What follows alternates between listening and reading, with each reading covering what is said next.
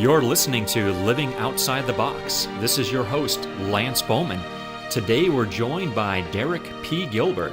Derek hosts SkyWatchTV, a Christian television program that airs on several national networks, the long-running interview podcast, A View from the Bunker, and co-hosts Sci Friday, a weekly television program that looks at science news with his wife, author, and analyst, Sharon Gilbert.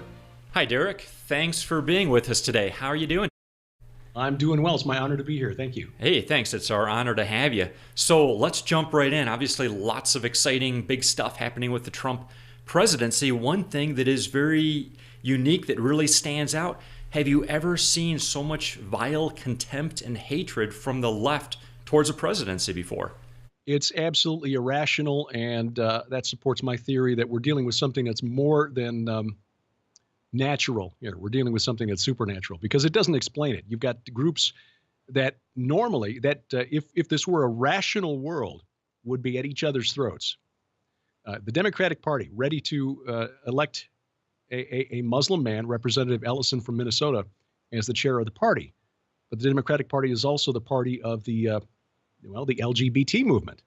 Now, Representative Ellison is a Muslim, and Islam has some pretty specific things to say about homosexuals. So it makes no sense. They really have nothing whatsoever in common. In fact, a gentleman from Arkansas, Vincent Tolliver, who was running for the chairmanship of the DNC, was ejected from the race by the interim chair, Donna Brazile, for the comments that he made about Representative Ellison, and basically saying he shouldn't be the chair of the DNC because Islam is not exactly an inclusive religion, especially when it comes to gays. And Brazile kicked him out, said his comments were disgusting. Look, the LGBT movement and Muslims really have nothing whatsoever in common except that they both hate Christians. But in this world, and considering what the Apostle Paul wrote about principalities, powers, rulers of spiritual darkness, that's enough to trump all of their differences. Yeah, lots of, I think the term too is fellow travelers, right? People that they're joining along the way. I mean, it's going to be interesting to see how they end, because obviously they're so diametrically opposed to each other, these various factions, but they're definitely ganging up right now. Yeah, or they should be anyway, if there was any logic to this world. I mean, the same thing held true about the Women's March in Washington, D.C. on Inauguration Weekend. Yeah. One of four principal sponsors of the event is the head of an Islamic organization in New York. Linda Sarsour is her name. She has openly called for Sharia law in the United States. And, under Sharia law, women have far fewer rights than they do under the United States system of justice. So, again, it's a logical disconnect. But I guess being a progressive means you never have to worry about cognitive dissonance.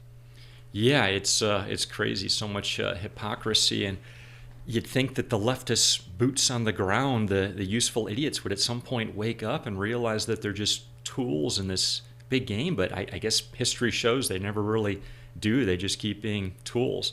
What we're seeing now, too, and I'm curious your input on this, the anarchists and the absolute destruction and mayhem and organized anarchists and organized socialists getting money from the top, getting money from people like Soros, they seem to not be held accountable at the federal law enforcement level or at the local police level. It seems like they're just flat out getting away with murder in some degrees, arson, of course, all sorts of things like that. Do you think that at some point elements of the federal government or state law enforcement are going to say enough is enough and they're going to put their foot down? Or is this at such a high level that the puppet masters are letting these anarchists just tear things up and get away with free destruction? Well, in one way or another, it will result in some pushback. And I think what we're going to see, sadly, at some point in our future, an echo of what happened to the Roman Empire in its last days. It's like Santayana wrote, those who forget the past are condemned to repeat it, and that is certainly holding true in our case. A fellow who is a really deep thinker, and I make his blog one of my very few daily reads, must-reads, Vox Day, who is a blogger, former columnist for WorldNet Daily, science fiction and fantasy author, but a very, very intelligent man, young fellow, who pointed out that in the 4th century, the Roman Empire thought that they were being tolerant and beneficent by allowing the Visigoths to cross the Danube River. This was about the year 376, because the Visigoths were being driven before the advancing army of the Huns. Attila and the Huns were sweeping westward from Mongolia and pushing everything in front of them. And the Ostrogoths, the Eastern Goths, couldn't stand up before them. Other Germanic tribes had been more or less decimated or destroyed or enslaved. The Visigoths ran, and when they got to the border of the Roman Empire, they said, please, please let us in. We're starving. We've been pushed off our land. We can't feed our wives and our children. They were basically refugees. And the Roman Empire said, okay, you can come in, but we're going to disarm you. And they said, sure, whatever you want, just let us across the river. Well, they came in, and then when the Romans wanted to take their swords and spears and stuff, the Goths said, oh, that's not going to happen. They paid, a few dollars to the right Roman authorities, and they got to keep their swords. Well, within about 50 years, the Goths were sacking Rome. They fought a war against Valens, who was the emperor at the time, killed the emperor, destroyed a couple of legions, and wound up at the gates of Rome. This is an instructive history lesson for those who care to pay attention. So you see things repeating themselves. The Huns at the gate, or well, they're past the gate at this point, huh? Well, we are Rome, and we're allowing in those who claim that they are refugees from the modern day Huns. People who are being driven out of their lands in the Middle East. And I don't mean to sound heartless, because I do really pity those who are living in areas that are under the control of the Islamic State. But bringing them to a land where they have no cultural reference points whatsoever, in a land that is dominated by people who have a religion that is diametrically opposed to their own, doesn't seem to be the wisest solution to the problem. When they've got plenty of neighbors in the vicinity who are very wealthy, like Kuwait and Saudi Arabia and Qatar and the United Arab Emirates and so forth, who could take them in. In fact, you probably have seen pictures of that giant tent city that's outside Mecca. Can house 3 million people. It's got water, sanitation, air conditioning, and it sits empty most of the year. It's just there for use of the pilgrims who come to make their pilgrimage to Mecca during the Hajj every year. Could take in 3 million people tomorrow. Yeah, there's definitely a lot of hypocrisy and a lot of double standard out there. You pointed out the Arab world, and we see Australia is trying to dump a bunch of people here that they apparently think are so bad they won't even allow them in Australia. They keep them offshore. So, yeah, why is it, they're all being sent here and sent to Europe? Well, again, it makes no logical sense, which says to me that there's more at work here than we can see with the natural eye, that the Apostle Paul knew what he was writing about when he wrote to the church at Ephesus. We're not wrestling against human opponents, but against principalities, powers, rulers of spiritual darkness. Interesting, too. I've seen it pointed out that the people that are coming over don't look like the normal refugees with women and children. They look like military-age young men that are, why would they be here other than, as people have pointed out, possibly an invading army, a repeat of, you just said, the Roman Empire. Scary stuff, for sure. Yeah. Trump, he's certainly putting in a lot of effort. It seems like he's trying to keep his promise of stymieing this flow of these undesirables coming into the United States. You think he's actually going to succeed in that, or is it even too late, or are there enough bad apples in the lot that have already come in that can do bad stuff? Well, he may be able to turn the tide back a little bit and get us some breathing room.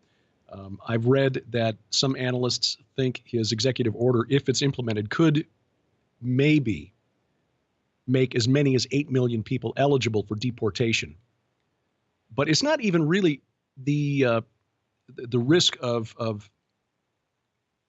I should say, it's not entirely the risk of a terror attack that we should be concerned about. Again, we've got millions of people inside the United States who don't share the cultural history, values, or religion of the people who founded this country. And I realize talking this way, one runs the risk of sounding like, an old money racist. And I guarantee you, my folks are anything but old money, and I am not a racist. My had ancestors in this country for a long time, but some of them came over as indentured servants to other people, and the rest were basically subsistence farmers until the last couple generations. So it's not like we're landed gentry and we're trying to protect what's ours.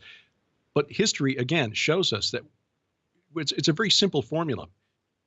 Diversity is not a strength. Diversity plus proximity. If you put people who are really different from one another close together, almost every single time it winds up in violence. There is war. People naturally gravitate toward other people who are like them. And again, that's not being racist. It's just history. That's human nature. That's who we are. And so by flooding America with people under the guise of diversity, we are setting up a future in which the United States will probably balkanize. We will split into multiple smaller nations where people are basically living around other people like them and governing themselves. We may already be past the point of return to prevent that. And just like Rome in the 4th century thought that Rome would be eternal because it had been such a powerful nation for so many years. Here in the United States, we think, 250 years into this experiment with freedom, we will be here forever. No, not if history's any guide. I often wonder, it seems like the people that are really behind this, the whatever we want to call them, the powers that be, the globalists, the puppet masters, whatever the case, they must have some sort of a plan, one would think, some sort of an exit plan. And I always wonder, once they've destroyed Europe, once they've destroyed America, where do they go? Do they have some place on the dark side of the moon, some secret fort? But then you've probably been seeing this too. I'm reading more articles all the time about billionaires building bunkers. They're building them in places like New Zealand. I even saw Iceland, and a lot of .com guys, a lot of wealthy leftists are doing this, or build. So is that their plan? They're going to destroy the world like a plague of locusts and then hop on their private jet and flee somewhere else? What do you think about that? Well, that would be my guess. Chile is another place I've seen. Hawaii, Mark Zuckerberg of Facebook has bought himself a place in Hawaii to escape to. I guess that's their strategy. I've seen others not far from us, in fact, just north of where we're at, about 3 hours north, in the Kansas City area, an old unused missile silo, an underground bunker connected to the missile silos being converted into survival condos for the wealthy, where people can buy in. And as part of the plan, the guy who is developing this will he's outfitting an urban assault vehicle. Basically, we guarantee we'll pick you up in the event of Armageddon anywhere within 400 miles and bring you back to safety. Okay, to me that just sounds like setting up fulfillment of prophecy, where there's a day coming when the wealthy, the rulers of the world, will cry out to the rocks and the mountains to fall on them, to save us from the wrath of the Lamb. I think it's foolishness. Do you really? It's hard to believe. Can you really believe that they're that short-sighted, that they're literally trying to dig holes in the ground to live in, albeit holes in the ground on a pretty big scale, a lot of underground tunnels I'm sure the U.S. government probably has going on too. But can you really believe that that's their actual long-term plan? Well, the U.S. government has a number of what they call them continuity of government bunkers underground. There's a ring of them around Washington, D.C. Of course, there are rumors of the same in Colorado Springs. So I don't know. I guess if I had lots and lots of money and nothing better to think of to do with it, I might do the same thing. I just wonder if some of these .com guys, these tech billionaires who are spending money on this, Peter Thiel, who's a Trump supporter, is one who just recently bought about a 500-acre, 477-acre estate, I think, in New Zealand. Yeah. I just wonder if it's a case of nerds with too much money and a real desire for excitement or adventure. Yeah, that would be at least a, somewhat logical explanation. But to think that the people that are in charge would actually willingly go about ruining entire nations' cultures and history and values and economy and everything else, and then they plan on just hiding out for some period of time afterwards. That just seems crazy. It's human nature, though. Just kick the can down the road, let the next generation deal with the problem. Yeah, I guess, of course, again, in reference to Roman history, and I'm sure we've seen plenty of other Greek history, different countries that have destabilized and falling apart that way from greed and things. Along these lines, speaking of bad stuff that can happen, and I don't know if you've seen any of this stuff going on with killer robots. I looked at some of the stuff coming out from Boston Dynamics. Oh my gosh, those videos are horrendous. These creatures that they're creating, that seems like a whole other potential avenue of destruction that could be rained down upon us. What do you think about all that stuff? I think it's a serious threat. In fact, our friend, a gentleman that I am honored to call a friend, I've gotten to know him as he's visited us here in the Ozarks several times. Lieutenant Colonel Bob McGinnis, who's retired U.S. Army. He's currently a consultant who consults inside the Pentagon. Just recently released a book called Future War. It is worth reading and getting and reading because he covers a lot of this, not just killer robots, but other technologies that are changing the way wars will be fought in the 21st century, but also changing what it means to be human. Because people, I think, assume that when people like us start talking about super soldiers and the desire of governments to create, terminators, that we're just panicking, that we're spreading fear, or we're trying to get clicks on to our websites or what have you. But Colonel McGinnis tells me that this is something that really keeps military planners awake at night. There have been recent tests in the Syrian civil war of battlefield robots deployed by the Russians. Look like remote control tanks that can go in and clear out nests of enemy soldiers in an urban setting without risking your own human assets. But there's a lot more to it than that. DARPA, the Defense Advanced Research Projects Agency, looking at things like the robots that you saw from Boston Dynamics, but also genetic changes in soldiers that might enable them to fight longer with less sleep, less food, less water, less guilt at having to take other human lives. So yeah, the aspect of killer robots is one facet of how technology is changing the way war will be fought in the future, but it's not the only one. It may not even be the most dangerous. Scary stuff. So assuming that there is not a big financial collapse, assuming that there's not some destruction that ends it all anytime soon, assuming that, let's say, we're all still here 25 years from now, 50 years from now, and things haven't fundamentally changed rapidly, but rather just continue down this same slippery slope of more government control, more malevolent technology, all that sort of stuff. Where do you see humanity? Where do you see America? Where do you see us if we're all still here 25 years from now, 50 years from now? Well, it's in my limited study of the change, the transition of the Roman Republic into the Roman Empire. It seems to me that there's some pretty clear parallels and lessons that we should be learning from what happened to the Roman Republic.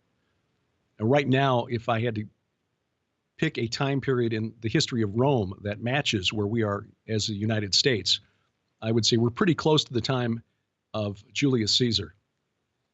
And I'm not saying that Trump is Caesar. I'm saying that we're about at that period where we're still pretending that we're a representative republic governed by the Constitution, when in fact we're really not. And there's a day coming pretty soon when I think we're just going to dispense with that fiction altogether. For whatever reason, we seem to want a king. We seem to want an emperor. We want one guy who's making the decisions that and the political parties, the two main political parties, are bringing that on themselves when they presidents take credit for things that they have, no business taking credit for, like the economy. Or being blamed for the economy when it's really not the president's fault either. I mean, the president under the Constitution is supposed to be the guy who administers the laws that are passed by Congress. And that's been transformed in recent administrations especially to a guy who can make law with the stroke of a pen. And neither party's really complaining about it, and most Americans aren't really complaining about it. So that's probably going to continue to where we wind up with the president being a king in all but name. I think the United States probably going to split into regions dominated by the main ethnic component in that region. Probably 4 or 5 different smaller mini states. May not happen before the end of the 21st century, but I don't think it's going to be too much longer than that. And I think we have gone so far as a people in the technologically advanced West in giving up our freedoms to enjoy the technology that we take for granted every single day.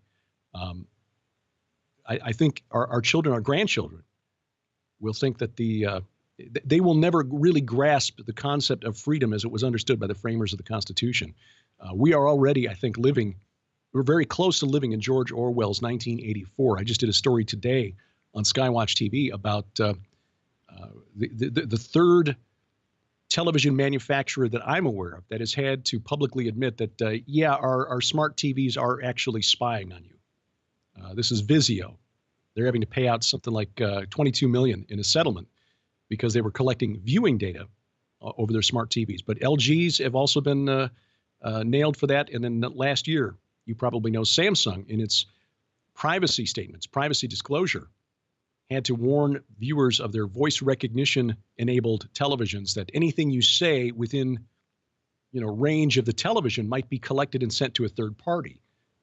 I mean, that's like the viewer sets in Orwell's 1984, where Big Brother was watching you, and if you weren't complying with it, well, then you'd get a visit and sent to, room 122 or whatever that room was in 1984. So I think we're very close to living to an Orwellian society governed by technocrats who will order pretty much every aspect of our life. And I say that without any joy. I really hope I'm wrong. And, speaking as a Christian, I hope that the Lord intervenes and puts a stop to all this before it gets that far. It certainly does seem Orwellian and also Huxleyan, too. It's kind of like this combination of Brave New World and 1984, all the bad parts of it all rolled together. Absolutely. Absolutely. Yeah, very, very much. People say we're going to get to that point. We're going to get to that point. No, we're pretty much in that point. We've been in that point. At what point does it become almost a lost cause? Where how do you unbrainwash a whole generation of people? And along those lines, as bad as technology has been in so many ways and as bad as it can be and enslave us and kill our robots and all that, one good thing, it seems to me, is the internet has opened up a whole new way of communication. Growing up, we had, 3 channels and then maybe a couple of UHF channels, and that's it. We sucked in everything they told us. You really didn't have any ways for, different thoughts. You just didn't have that avenue. The internet has completely changed that. So now that Trump's president, do you think that we're going to see, again, continued openness or more openness and freedom with media and communications on the internet? Or you think the powers that be are still going to be able to try to force the fairness doctrine and force more anti-conservative views and pro-communist views on the internet? Yeah, I think you're right. I think that's exactly right. The elites who want to control the rest of us aren't going to give up that easily. Donald Trump is not going to save us from that ultimate end. And maybe I'm a little, pessimistic in that regard. But one thing that Marx and Engels got right in their Communist Manifesto was that those in power tend to consolidate power. And of course, they went off the rails when they tried to propose a communist solution to that particular problem, because the same holds true under communism. I mean, that's just human nature. That's who we are. Trump may give us some breathing space. We analyzed this and talked about this quite a bit after the election in November. Again, viewing this from a conservative Christian perspective, there would be a temptation to view the election of Donald Trump as a victory, and one that allows us to relax, because now we've got our guy in the White House. Everything is great. We can go back to sleep now. I don't think that would be the correct response. I don't think that would be wise. I think we may have a short period of space to do what we are called as Christians to do, which is to share the good news of the gospel of Jesus Christ. But I think at some point, whether it's in 4 years or 8 years, or if Trump serves 2 full terms and Vice President Pence then is elected, we may have a little bit longer. But at some point, the pendulum will swing back the other way. Somebody who is approved by the elites will get elected, and we'll begin to see these freedoms that we have taken for granted for most of the history of the United States really, really constrained. And it'll be done in the interest of national security. We'll be sold that this is, to protect us. This is for our own good. And most of us will be so distracted by whatever the entertainment of the day is that we won't notice. Most of us have not noticed how our freedoms have been eroded just over the last 2 presidential administrations. I mean, we've got a president who just completed 2 terms in office, who claimed that he had the authority to order the executions of American citizens without any oversight by Congress, the judicial department. Forget about, a trial by a jury of his peers. This is like a mafia don putting out a hit on somebody that he considered an enemy. The president of the United States, all he has to do is declare that somebody is a threat to national security, and then authorize the CIA or a military hit team, a SEAL team, or to go and take that person out. This should not be allowed under the Constitution of the United States, but you didn't hear the Republicans complaining about it. So, and most Americans aren't even aware that this is something that the president has demonstrated that he can do. Anwar al-Awlaki, who was the Muslim cleric blamed for the Fort Hood massacre, he was killed in a drone strike, as was his 16-year-old son, who was sitting just having coffee at a cafe in Yemen. And the recent SEAL team raid in Yemen wound up in the death of the 8-year-old daughter of the late imam. Now, I don't know if the daughter was technically a citizen of the United States, but al-Awlaki was, and so was his son, which meant that under the Constitution, the president did not have the authority to just unilaterally say, take him out. But as I said, the Republicans didn't complain, and most Americans didn't even notice. I read a comment the other day, something that's tragic stuff, illegal, tragic collateral damage at the very least.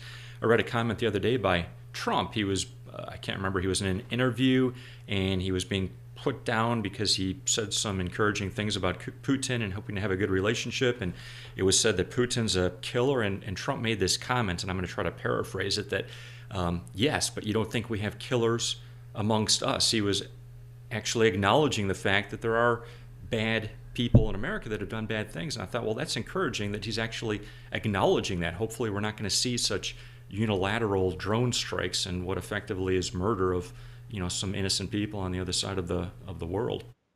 Let's hope that's true. And I was also encouraged during the campaign that he was talking about talking with Vladimir Putin. I mean, it seems to me that the 2 most powerful nations on the planet probably would gain more by getting along than by continuing to play this game of brinksmanship and seeing who's going to blink first. And the idea that Hillary Clinton would have been a better choice based on her calls for a no-fly zone over Syria, which would have required, to really enforce it, shooting at or shooting down the Russian Air Force. That made no sense to me at all. No. What foreign policy agenda do we, what benefit do we average Americans get for controlling the airspace over Syria? Wars None. never seem to benefit the average American, just gets a bunch of people killed. Yeah. I'm looking forward to, hopefully we have a nice lasting peace with Russia and the rest of the world. We are running out of time. It's gone so quick. This is awesome talking with you. I did want to give you a quick chance just to plug, give a quick description for your SkyWatch TV and also your website, Weapon of Mass Distraction. Just give us a quick, succinct glimpse into those so our listeners can check it out. SkyWatch TV is basically a media ministry. I do a daily news analysis 4 days a week, Monday through Thursday, looking at the news through a biblical lens. It's about a 15 to 20-minute update. On Fridays, my wife, who is the just referred to around the office here as the smart one, she's the one with the molecular biology degree. We do a program called Sci Friday, which is a wrap-up of a week's news in science through a biblical lens.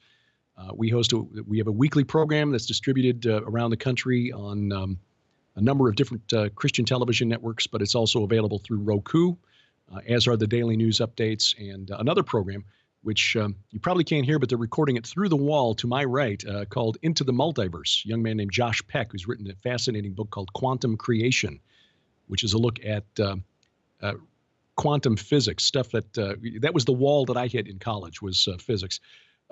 That available also through our Roku channel, but also our YouTube channel. My website, Weapon of Mass Distraction, is where I blog about stuff that I find interesting. It's also where I post links to the podcast that I host apart from SkyWatchTV, which is called A View from the Bunker. Tongue in cheek. I mean, it's the bunker at the end of the cul-de-sac. It's they know where I am. It's not we're not hiding from the rest of the world. They know where to find me.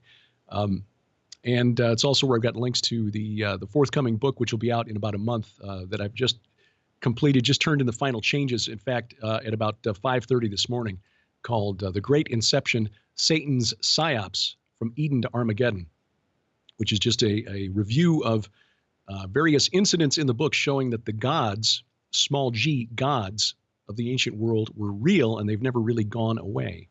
And we get some pushback from that. People, us English speakers, attach a certain meaning to the word God and assume that it comes with a capital G. But the Bible calls these rebellious fallen angels gods. God in the Bible calls them gods. And so I'm on pretty firm territory there. And it's fascinating when you go back and read the Bible with this in view, because it makes the Old Testament especially make a lot more sense. But even in the New Testament, you see certain things that Jesus did make a lot more sense when you understand that they were actions aimed not at an audience, a physical audience around him, but at the supernatural realm that was paying attention to what he was doing. You're definitely a very eclectic and talented guy. It sounds like you've got a lot of topics, a lot of fascinating stuff. I encourage all of our listeners to definitely check it out if they haven't already. That said, it's been a great interview. We really appreciate having you with us today, Derek. Thanks for everything, and we hope to talk to you again soon. Anytime, Lance, with my honor. Thank you.